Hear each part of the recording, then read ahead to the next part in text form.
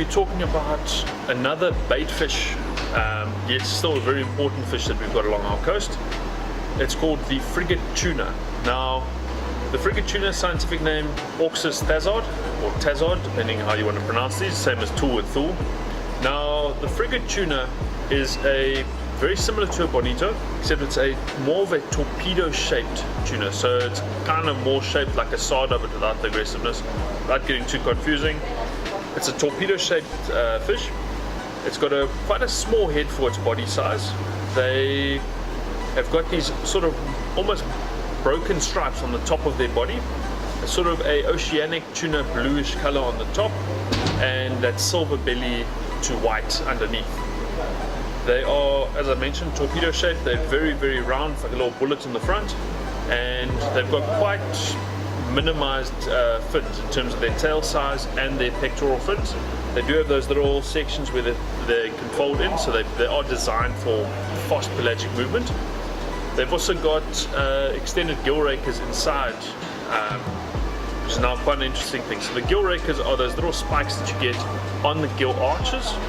So inside you've got gill arches, you've got gill rakers, and you've got gill filaments. Now the filaments are the red bits that you see.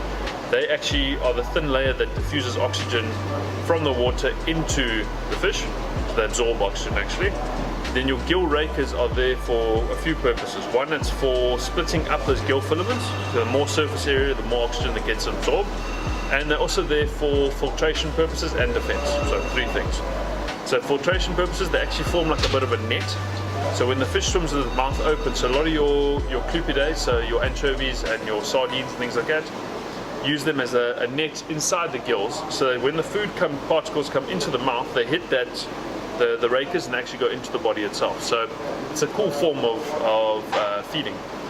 Now, as defense, obviously when you put your hands, say, into a cob's gills or something like that, you'll find they're quite sharp and they can cut your fingers, so just be careful of that. On that note, guys, please subscribe down below. Click the little bell icon so that you get all the notification updates, and also like the video if you do. If you want more in-depth sort of science type videos, please let us know in the comments. If you want us to describe how thermoregulation works, for example, and things like that, and how fish operates, the more in-depth side of things as opposed to just the species themselves, let us know. I can do those videos. Just comment down below. Okay, so where were we? Frigate tuna. They are quite, as we mentioned, the stout fins. They like to shoal. What you often find is you get, similar to the bonnies, how they, on the surface you see these little flicks of water like that.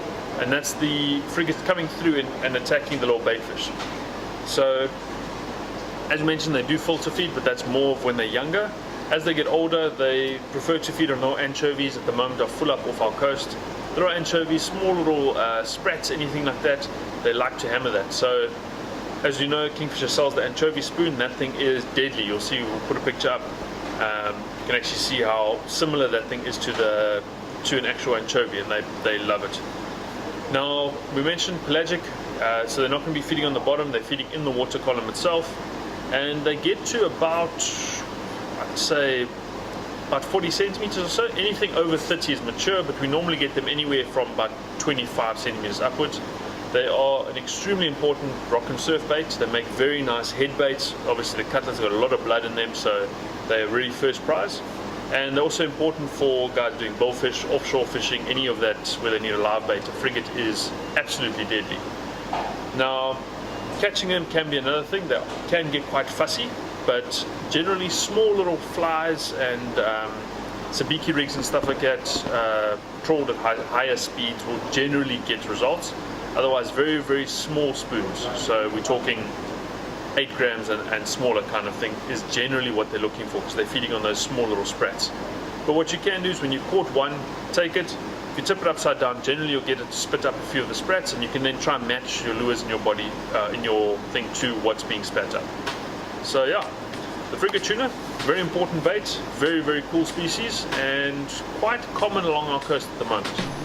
Cheers.